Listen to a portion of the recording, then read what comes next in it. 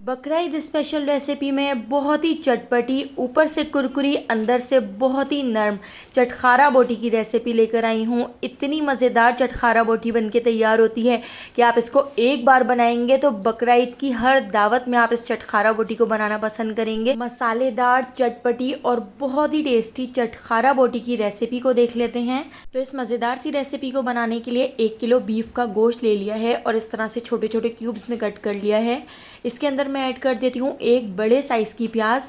तो प्याज को देखिए मैंने इस तरह से स्लाइस में कट किया है। अगर आपके पास बड़े साइज़ की प्याज ना हो तो आप 2 दरमियाने साइज़ की प्याज भी इसके अंदर ऐड कर सकते हैं। 1 टेबल स्पून मैंने इसके अंदर लहसुन अदरक का पेस्ट ऐड कर दिया है और 2 गिलास हम इसके अंदर पानी ऐड कर देंगे। और हाफ़ टी स्पून मैं इसमें अभी नमक ऐड कर रही हूँ। नमक हम बाद में जब इसके ऊपर मसाला लगाएंगे तब भी ऐड कर लेंगे।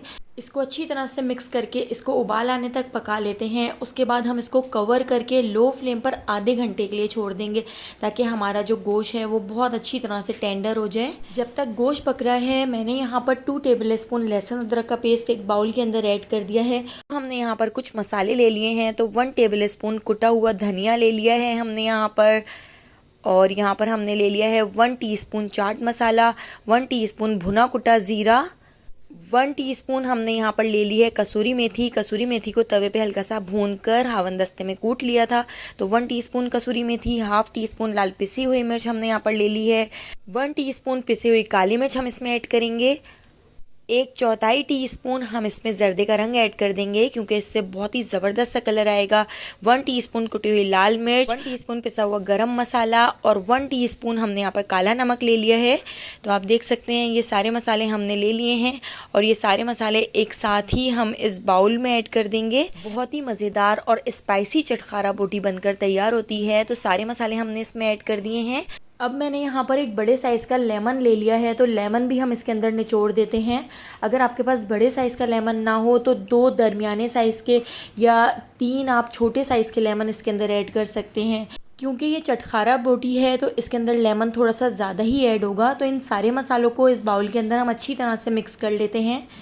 1/4 टीस्पून मैंने यहाँ पर अजवाइन ले ली है तो अजवाइन भी हम इसके अंदर ऐड करेंगे, इससे भी बहुत ही अच्छा सा फ्लेवर आ जाएगा। तो यहाँ पे अच्छी तरह से मसाले को मिक्स कर लिया है, मसाला तैयार है। अब हम गोश्त चेक कर लेते हैं। तो देखिए गोश्त को भी पकते हुए आधा घंटा हो चुका है और गोश्त बहुत अच्छी तरह से गल चुका है, बहुत अच्छी तरह से टेंडर हो चुका है।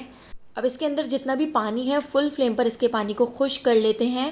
तो देखिए इसका पानी भी ड्राई हो चुका है और गोश्त भी अच्छी तरह से गल चुका है। तो चलिए अब हम इसके ऊपर मसाला लगा लेते हैं। तो जो हमने मसाला तैयार किया था वो पूरा मसाला हम इसके ऊपर मैरिनेट करेंगे। तो इस पूरे गोश्त को मैं इस मसाले के अंदर बाउल के अंदर ऐड कर देती हूँ। तो दोस्तों यहाँ पर मैं आपको याद दिलाती चलूँ, अगर आपको मेरी रेसिपी अच्छी लग रही है तो लाइक करना बिल्कुल भी मत भूलिएगा, और अगर रेसिपी अच्छी नहीं लग रही है तो आप इसको डिसलाइक भी कर सकते हैं। तो देखिए ये सारे गोश्त के ऊपर हमने मसाला लगाकर तैयार कर लिया है। अब मैं इसके अंदर ऐड कर देती हूँ 2 टेबल स्पून भर के कॉर्नफ्लोर। कॉर्नफ्लोर से हमारी जो चटखारा बोटी होगी ऊपर से बहुत ही कुरकुरी बन के तैयार होगी और अंदर से बहुत ही सॉफ्ट होगी। इसका टेस्ट बहुत ही मज़ेदार होता है। तो एक बार आप इसको ज़रूर ट्राई करके देखिएगा।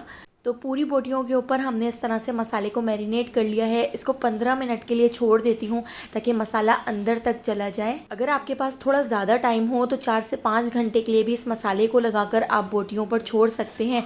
इस तरह से बोटियों का जो टेस्ट है वो और अच्छा हो जाएगा, अंदर तक अच्छी तरह से सारा मसाला चला जाएगा। अब हम इसको फ्राई कर लेते हैं। तो ऑयल को मैंने गरम करने के लिए रख दिया था। अब मैं एक एक बोटी उठाती जाऊँगी और इस ऑयल के अंदर डालकर हम इस तरह से फ्राई कर लेते हैं।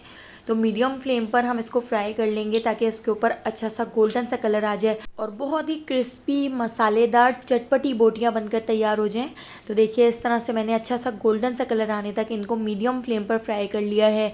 इसके ऊपर अच्छा सा कलर आ चुका है। तो इन बोटियों को इस तरह से हम निकाल लेते हैं, इनके अच्छी तरह से सारे ऑयल को रिलीज़ कर लेते हैं।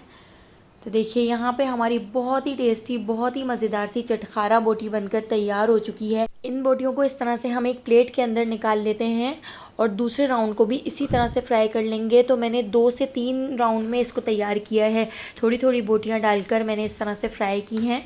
तो अब देखिए दूसरे राउंड को भी मैंने इस तरह से ऑयल के अंदर ऐड कर दिया है। इनको भी अच्छा सा गोल्डन सा कलर आने तक हम फ्राई कर लेंगे। तो यहाँ पर मैं आपको चेक कराती हूँ। देखिए कितनी ज़्यादा क्रिस्पी हमारी बोटियाँ बनकर तैयार हुई हैं, ऊपर से क्रिस्पी अंदर से नरम।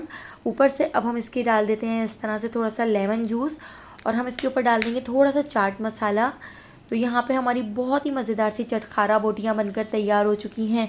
रेसिपी पसंद आई हो तो लाइक, शेयर और सब्सक्राइब करना बिल्कुल भी मत भूलिएगा, और बेल आइकॉन के नोटिफिकेशन को ज़रूर ऑन कीजिएगा, क्योंकि डेली मैं आपके लिए बहुत ही मज़ेदार सी रेसिपीज़ लेकर आती हूँ। तो उन सारी रेसिपीज़ का नोटिफिकेशन आपको फ़ौरन मिल सकेगा और आप मेरी सारी वीडियोज़ वॉच कर सकेंगे। आने वाली वीडियो तक मुझे दीजिए इजाज़त। अल्लाह हाफिज़।